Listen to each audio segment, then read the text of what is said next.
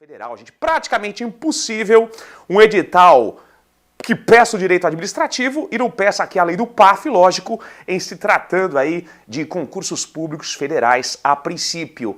Apesar que é o seguinte, ó, o STJ ele já decidiu e já admitiu também a aplicação dessa lei de forma subsidiária a estados e municípios que não tenham leis próprias. Então, por exemplo, ó, se aquele estado, se aquele município, ele não tem uma lei própria que se aplique ao seu processo administrativo, o STJ já admitiu a aplicação desta lei de forma subsidiária. Então, a princípio, rege o processo administrativo federal e de forma subsidiária a estados e municípios que não tenham leis próprias, consoante aí o egrégio STJ. Frase do dia foi: eu acredito, eu luto até o fim, não há como perder, não há como não vencer Oleg Taktarov. Professor, quem foi Oleg Taktarov? É um pensador tchetcheno, é um filósofo russo, ele é um escritor romeno? Não, gente, Oleg Taktarov, que está bem vivo por sinal, ele foi um grande campeão de MMA, né, artes marciais e tal, e deixou essa frase aqui bem inspiradora. Ele se aposentou das lutas, hoje ele faz alguns filmes de ação, filmes péssimos por sinal, tá? E também ele é coaching de atores, também de filmes de ação, beleza? Vamos lá então, vamos lá, gente, ó. Lei do PAF, lei que rege o processo administrativo federal. Gente, essa lei é uma lei que não é uma lei curta e também, se você compara com outros diplomas legais, não é uma lei muito extensa. Na verdade, gente, o que vocês notarão? Que essa lei tem aproximadamente quase 80 artigos. Ó, são ao todo, cadê você, ó? São ao todo, aliás, são 70 artigos, Beleza? Muito bem. Professor, o que é um processo? O processo é um conjunto de atos organizados. O processo é um conjunto de atos concatenados que objetivam um fim. Processo é um conjunto de atos concatenados, é um conjunto de atos organizados, é uma cadência de atos que objetivam um fim. E só um toque importante porque, gente, quando há um processo administrativo, isso cria um padrão na administração pública. E isso gera uma certa segurança jurídica, tanto para o administrado como para o administrador.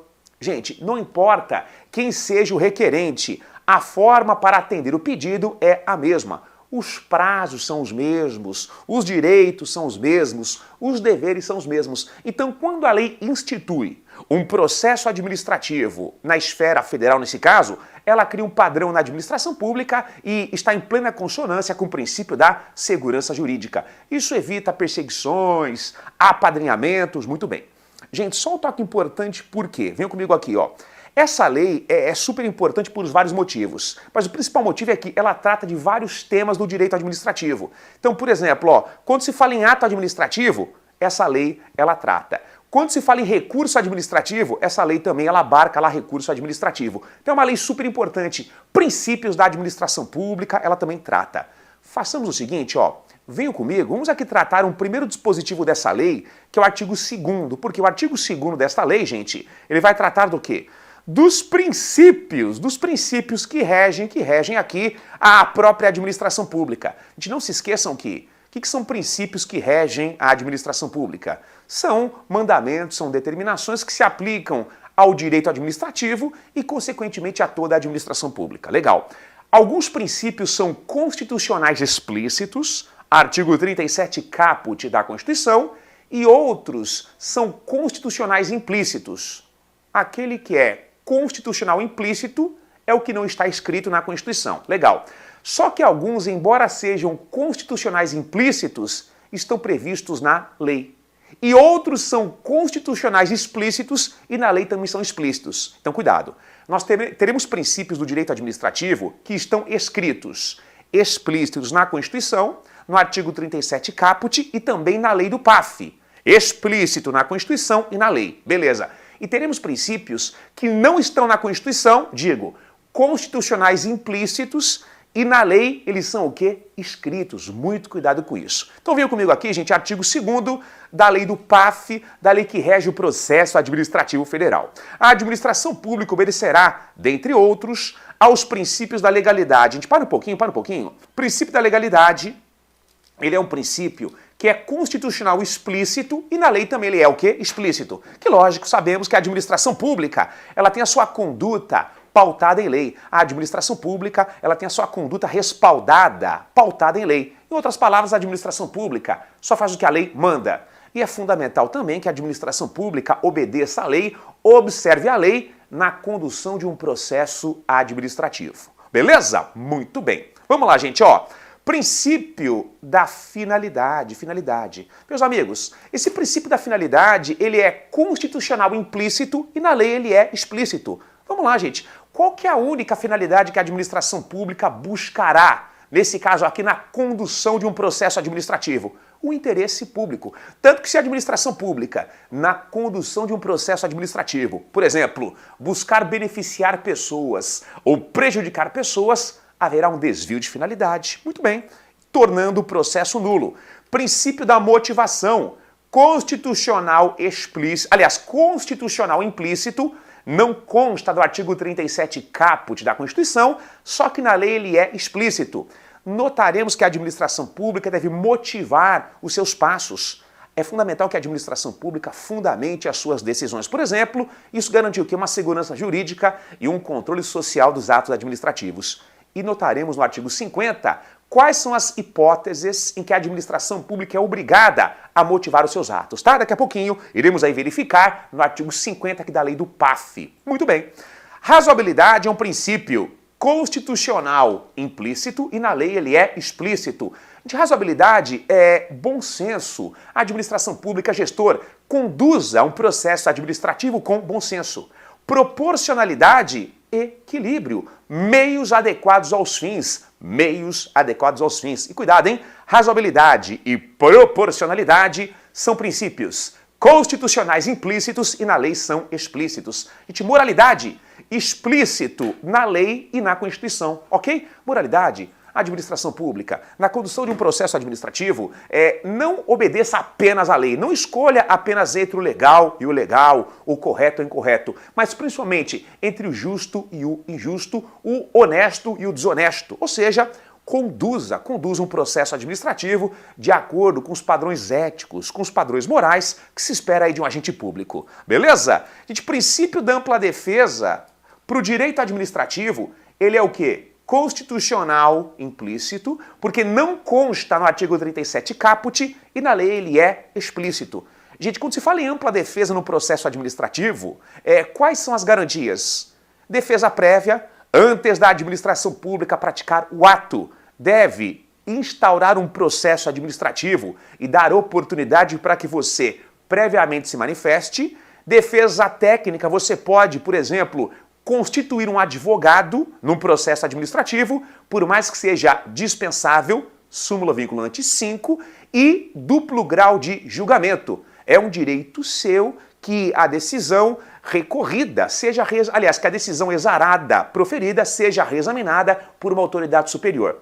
E notaremos que, de acordo com a lei do PAF, qual que é o número de instâncias que tramitam o recurso administrativo? No máximo 3 instâncias. Então, ampla defesa, no âmbito do processo administrativo, são 3 garantias. Defesa prévia, defesa técnica por advogado, é dispensável, e duplo grau de julgamento. Professor, como que você afirma que o princípio da ampla defesa ele é constitucional implícito se ele está aqui na Constituição, no artigo 5º, inciso 55, LV? Cuidado, para nós administrativistas, só será um princípio constitucional explícito do direito administrativo aquele que constar no artigo 37 caput da Constituição. Alguns princípios até constam na Constituição, só que em outros dispositivos. Para nós do direito administrativo, eles são constitucionais implícitos. Só é constitucional explícito para o direito ADM o que está no artigo 37 caput da CF. Não está ali, é implícito. Legal. Gente, contraditório, você pode, no processo administrativo, provar o seu direito por qualquer meio lícito de prova. Gente, no processo administrativo, você pode provar o seu direito por qualquer meio lícito de prova. Gente, segurança jurídica é Confiabilidade nas instituições públicas, confiabilidade no Estado. Evita-se o caos social. E notaremos o quê? Notaremos que a segurança jurídica é um princípio para o direito administrativo, constitucional implícito e na lei ele é explícito. Tanto que esse princípio ele proíbe que a administração pública, no processo administrativo, ao mudar de ideia interpretando a lei, ela dê a essa nova interpretação da lei efeito retroativo. A administração pública no processo administrativo, ela não pode dar um efeito retroativo à nova interpretação da lei. Se a administração pública muda de ideia interpretando a lei, ela não pode dar a essa nova interpretação efeito retroativo. Então, por exemplo, a administração pública interpretando uma lei, ela muda de ideia e passa a entender que aqueles contribuintes que até então estavam isentos de pagarem o tributo, devem pagar o tributo. Não pagavam e agora pagam. Será que a administração pode cobrar de forma retroativa após essa nova interpretação da lei? Não. Nova interpretação da lei por parte da administração pública, sendo boa ou ruim para o administrado, não importa, efeitos para o futuro, efeitos ex nunc, segurança jurídica, para que se evite o caos social. Muito bem. Gente, princípio da supremacia do interesse público, constitucional implícito e na lei do PAF é explícito. Você sabe, né? Sempre que é um choque entre o interesse público e o privado, o interesse público prepondera e, cuidado, hein? É o interesse público primário do povo e não o interesse público secundário do Estado. Gente, princípio da eficiência constitucional explícito e na lei também é o quê? Explícito. Gente, mais serviço, menos tempo, mais qualidade e menos custos. Professor, e como que se dá eficiência num processo administrativo? Meus amigos, condução de um processo administrativo, uma condução célere, rápida, isso é eficiência. Beleza? Muito bem. Gente, outro dispositivo que, aliás, outros dispositivos que valem a pena nós verificarmos aqui na lei do PAF, tá aqui, gente, ó. O artigo 3º, ele vai trazer o quê, gente? Os direitos dos administrados no processo administrativo. E o artigo 4º, os deveres. É bom que vocês memorizem lá quais são os direitos que os administrados têm num processo administrativo. Aqui, ó, ser tratado com respeito pelas autoridades e servidores, que deverão facilitar o exercício de seus direitos e o cumprimento de suas obrigações, né? Gente, ser tratado com respeito, com urbanidade, já que, né, somos nós contribuintes que custeamos essa máquina administrativa. O mínimo que esperamos é respeito dos agentes públicos, ou seja, trate o contribuinte com respeito. Ter ciência da tramitação dos processos administrativos, em que tem a condição de interessado. Ter vista dos autos, obter cópias de documentos nele contidos e conhecer das decisões proferidas. Princípio da publicidade, gente. Princípio da publicidade. E cuidado por quê? Você só tem esse direito se você figurar na condição de interessado, tá, gente? Só tem o direito de ter acesso a essa tramitação desde que você configure como, pelo menos, interessado. Não é nem necessário que você seja parte, mas pelo menos demonstre o mínimo interesse. Princípio da publicidade, beleza? Aqui, gente, ó, direito seu, formular alegações, apresentar documentos antes da decisão, os quais serão objeto de consideração pelo órgão competente. Mais um direito seu. Aqui, gente, ó, fazer-se assistir facultativamente por advogado, salvo quando obrigatória, a representação por força de lei. Gente, no processo administrativo, tá? Realmente o STF, na súmula vinculante 5, ele sacramentou, é dispensável a presença de advogado em processo administrativo disciplinar. E a doutrina, ela amplia essa dispensabilidade para qualquer modalidade de processo administrativo, disciplinar ou não. Beleza? Muito bem. Prossigamos então, venham comigo. O artigo 4º vai trazer o quê, gente?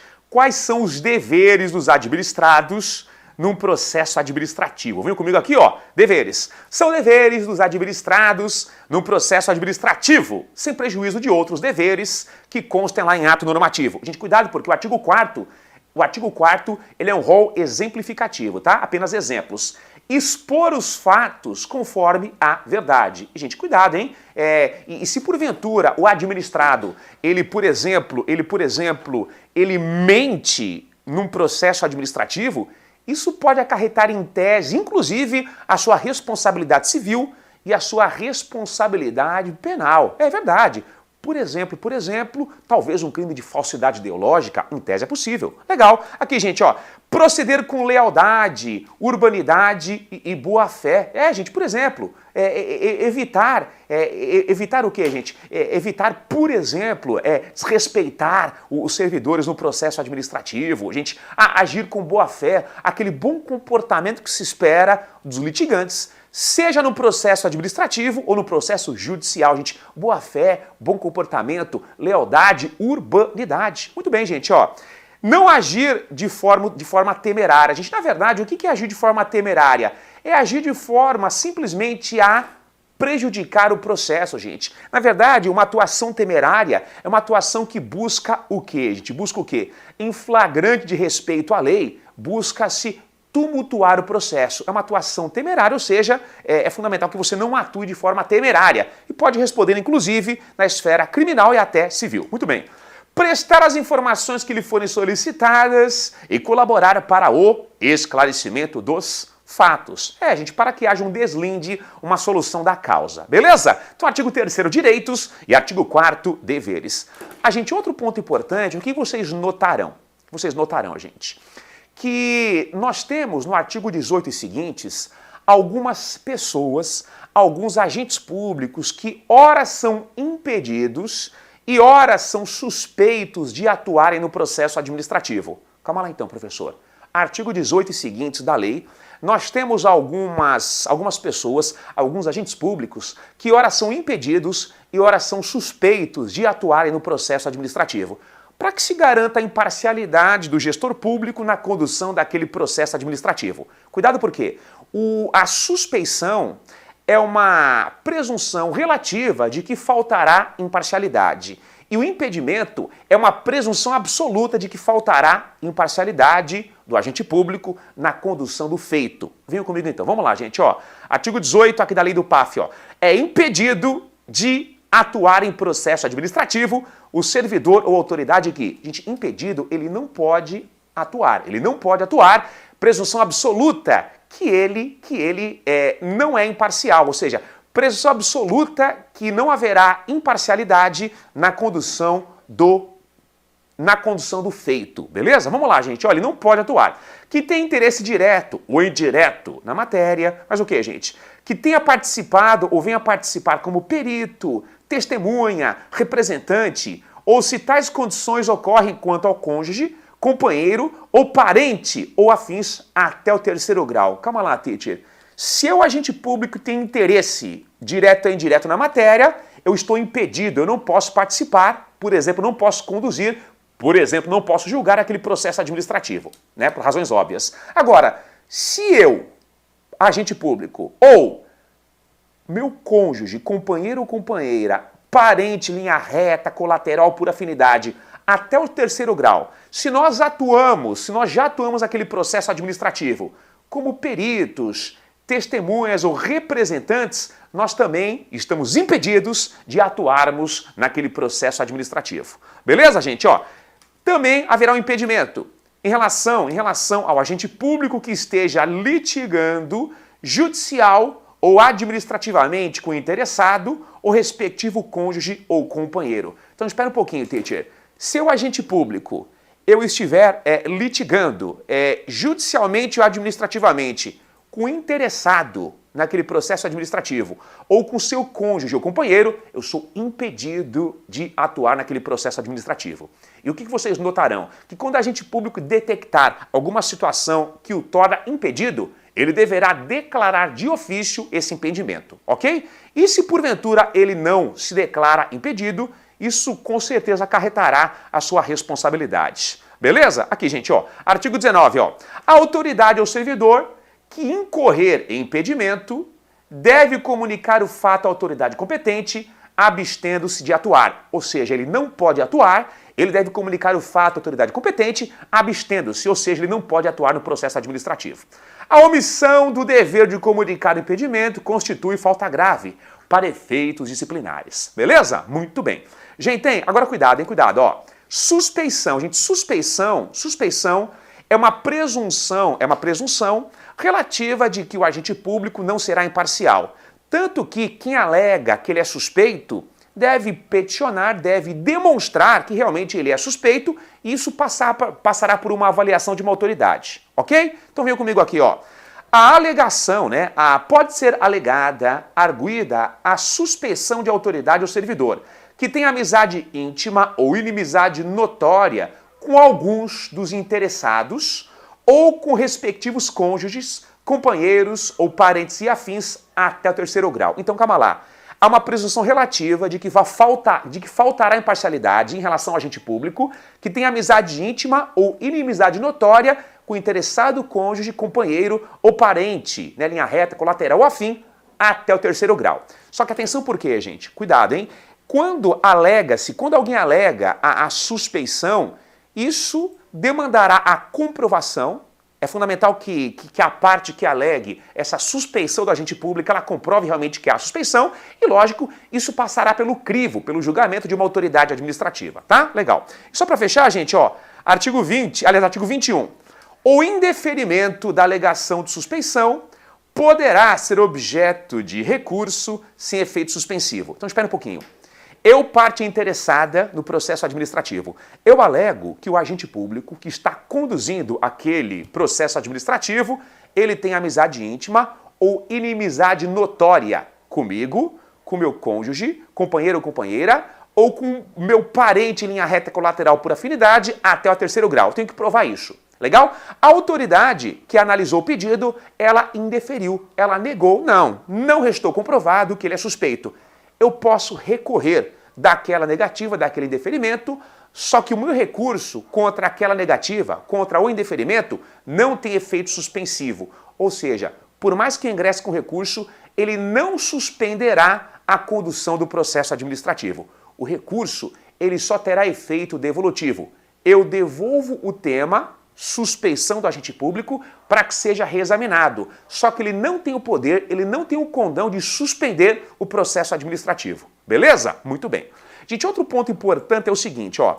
Quando se fala aqui em lei do PAF, lei que rege o processo administrativo federal, é fundamental também artigos 11 até o 17, artigos 11 até o artigo 17 aqui da lei do PAF, eles vão tratar do quê, gente? Da competência para a prática de um ato administrativo. Da competência para a prática de um ato administrativo. Gente, só para relembrar, o que é a competência para a prática de um ato administrativo? É a autorização legal para a prática do ato. Gente, autorização legal para a prática do ato. Não basta que o agente público seja um agente público para que ele possa praticar um ato administrativo. É fundamental que ele tenha autorização da lei. E só para relembrar, a competência, ela é o quê? A competência, ela é irrenunciável, ou seja, o exercício, ele é obrigatório. Legal? A competência, ela é improrrogável. Como assim improrrogável, teacher? O incompetente, ele não se torna competente ao praticar o ato. O incompetente, ele não se torna competente ao praticar o ato, ela não se prorroga. A competência, ela é o quê, gente? Imprescritível. Legal? Ou seja, ela não se acaba pelo seu desuso. Por mais que a autoridade não exerça a competência, ela não se torna incompetente. Legal. A competência, ela é o quê? Ela é, em regra, delegável. E ela também, em regra, é o quê? Avocável. Só para relembrar, gente, o que é delegação? É ampliação de competência, Quem delega é o delegante, quem exerce é o delegado, o delegatário. Beleza? Já que uma ampliação, quando eu delego, eu, delegante, posso exercê-la concomitantemente com o delegado.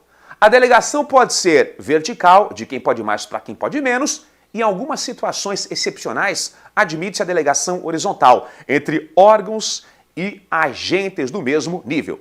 Avocar uma competência é quando uma autoridade superior, ela chama para si uma competência originária atribuída a um subordinado.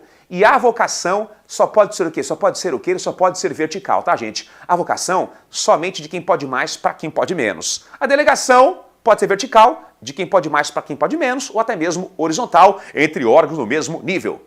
Não se esqueçam que a lei do PAF, ela prevê algumas competências indelegáveis e também inavocáveis. Relembrando, quais são as competências que você não delega e que você não avoca? Competências exclusivas indelegáveis e inavogáveis, competência para edição de atos normativos, indelegáveis e inavogáveis, e competência para decidir um recurso administrativo, indelegável e inavogável. Beleza? Legal. Outro ponto importante, venham comigo aqui, ó. O artigo 50, os artigos 56 até o 65 aqui da lei do PAF, eles vão tratar do que, gente? Dos famosos recursos administrativos. O que é um recurso administrativo, teacher? É uma forma que nós, cidadãos, temos de incentivarmos a administração pública a rever o que ela faz. Gente, é uma forma que nós, cidadãos, temos de incentivarmos a administração a rever o que ela faz. Eu fui autuado pelo IBAMA. Eu posso muito bem ingressar com recurso administrativo e incentivar a autarquia IBAMA a rever o auto de infração aplicado. Atenção, por quê? A lei prevê que qual que é o prazo geral para que você ingresse com recurso administrativo na esfera federal? 10 dias a contar da ciência do ato impugnado. Eu irei dirigi-lo à mesma autoridade que praticou o ato impugnado. E essa autoridade terá 5 dias. Ou para se retratar e alterar o ato, putz, come bola, e ela altera o ato, ou nos mesmos 5 dias, ela encaminha esse recurso à autoridade imediatamente superior a ela, que irá julgá-lo.